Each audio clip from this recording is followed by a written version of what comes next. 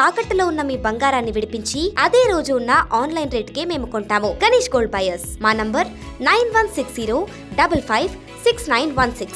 కేసుల ఆదానికి కవచంగా మోదీ అంట. ఈ అదానీ అంబానీ ఈ అందరూ ఈ మనకు తెలిసిన ముచ్చట ఇదంతా కూడా.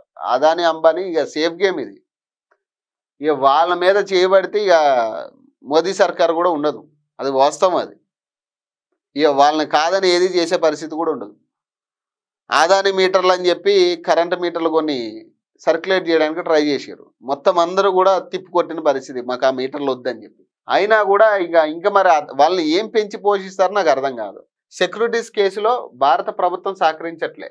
సమన్లు జారీ చేసిన సహకారం కోరిన అమెరికా SEC 11 నెలల్లో పదే అడిగినా స్పందించని మోదీ సర్కార్. న్యూయార్క్ కోర్టులో US SEC స్టేటస్ రిపోర్ట్. సమన్లు జారీలో సహాయ నిరాకరణపై SEC అసహనం. నేరం రుజువైతే ఆదానిని US కు అప్పగించాల్సిందే. 5 ఏండ్ల జైలు శిక్ష పడొచ్చు అంటున్న న్యాయ నిపుణులంట. 2238 కోట్ల సెక్యూరిటీల మోసం కేసులో ఆదాని గ్రూప్ అధినేత తన ఆప్తమిత్రుడు ఆదానిని ప్రధాని మోదీ రక్షిస్తున్నారన్న ఆరోపణలు వెలువెత్తుతున్నాయి.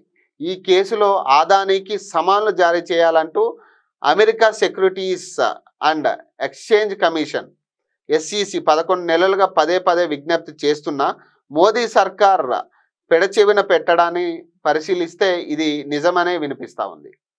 సమన్ల జారీకి భారత ప్రభుత్వం నుంచి ఎలాంటి సహకారం లేదని న్యూయార్క్ డిస్ట్రిక్ట్ కోర్టు చెప్తా ఉందంట.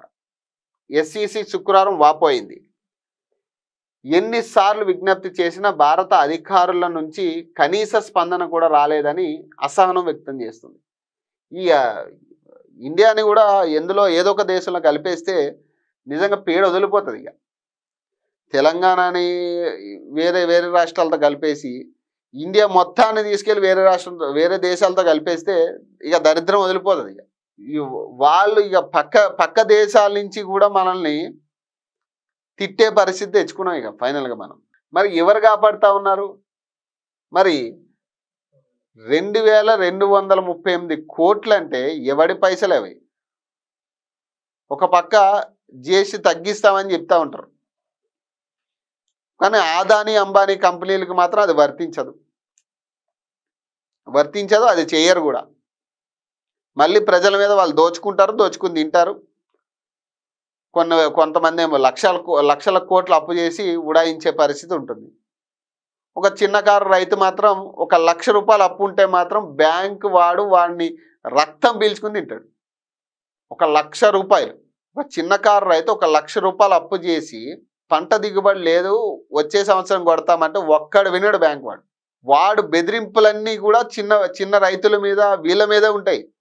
చిన్న ఉద్యోగుల మీద. అంటే వీళ్ళందరూ ట్యాక్సులు కట్టాలి, టైంకి ట్యాక్సులు కడతానే ఉంటాం మనం, వాడు దోచుకుని తింటానే ఉంటాడు, వాళ్ళు వెళ్తానే ఉంటారు మనల్ని. ఇట్లాంటి దరిద్రమైన పరిస్థితి మన రాష్ట్రాల్లో దేశాల్లోనే కనపడతా ఉంటుంది. ఇప్పటికే తెలంగాణలో ఇప్పటికే మన మీద ఉన్న అప్పు 1,12,000 సగటు భారతీయుడి మీద ఉన్న అప్పు.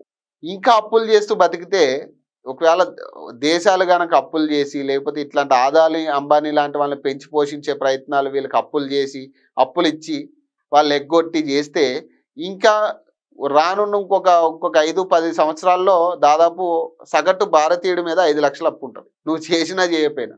మరి ఈ అప్పులన్నీ ఎవరు తీర్చాలి? సగటుకు 20,000 సంపాదించేటోడు ఉన్నాడంటే వాడి మీద ఎంత అప్పు పడినట్టు? ఇప్పుడు వాడు 5 లక్షలు వాడు చేయకుండానే 5 లక్షలు అప్పు తీర్చాలి వాడు.